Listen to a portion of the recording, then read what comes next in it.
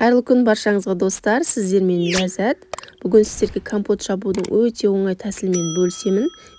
Менің каналымда көптеген қыстық салаттардың рецептісі бар, кіріп қарасаңыздар болады.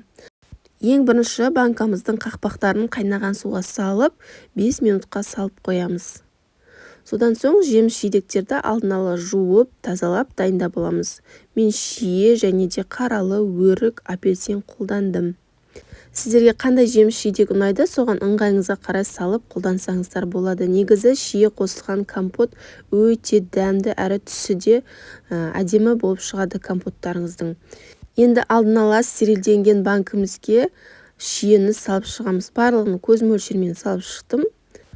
Шиені салдым, содан соң қаралы, өрік барлығын кезек-кезек салып, ең соңында апельсиннен бір тілім салып шықтым әр банкіге. Апельсин өте әдемі дәм береді, міндетті түрде дәл осылай қосып жасап көруге кеңес беремін. Осы кезде ыдысымызға суымызды алдын ала дайындап, қайнатып қойыңыздар. Барлық жеміс-жидектерді салып болған соң, ең соңында үстінен қайнап тұрған ыстық таза суымызды құйып аламыз.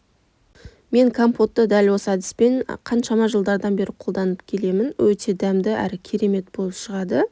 Сондықтан еш ойланбай дәл осы әдіспен жауып көріңіздер. Қайнаған суымызды құйып, қақпағын жауып, бір 10-15 минутқа қалдырып қоямыз. Содан соң уақыт өткен соң, осы суымызды ыдысымызға қайтадан сол жаңа қайнатқан ыдысымызға төгіп шығатын боламыз. Біз басқа су құймаймыз, екінші рет дәл осы суды құямыз. Өйткені шиенің түсі шығып өте әдемі су пайда болды. Бұл суды да тағы да қайнататын боламыз. Енді жеміс-жидектердің үстінен қант салып шығамыз. Мен кішкентай кесемен 2 кесе салдым. Менде 2 литрлік банка, сол себепті 2 кесе саламын. Ал егер сіздердің банкілеріңіз 1 литрлік немесе 3 литрлік банкі болса, 1 литрге 1 кесе, 3 литрге 3 кесе салып қосасыздар қантты. Менде 2 литрлік, сол себепті 2 кесе салдым. Енді осының үстінен жаңағы қайнап тұрған суымызды құямыз.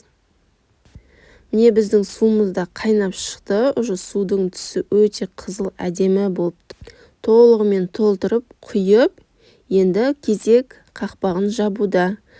Көріп тұрғандарыңыздай компот жабу өте оңай. Бірінші суымызды құйып, жеміс-жидектердің үстінен 10-15 минутқа қалдырасыздар.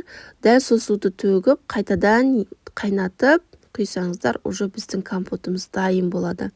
Енді қақпағын жауып, қақпағын жақсылап жауып болған соң, түбіндегі қантын жақсылап қолымыздың осылай көмегімен банканы ары-бері қимылдатып, қантын ертіп алсаңыздар болады. Суымыз ыстық күйінде сразу дәл осылай қантын ертіп шығыңыздар, сонда қанты тез ериді. Көріп тұрғандарыңыздай біздің компотымыз дайын. Өте дәмді әрі керемет болып шығады. Сіздерге ұнайтынына сенімдімін. Менің каналыма тіркеліп, қоңыраушаны басып қойды ұмытпаңыздар. Алдағы уақытта көптеген керемет рецептер болады. Назарларыңызға үлкен рахмет. Сіздермен болған Ләззат.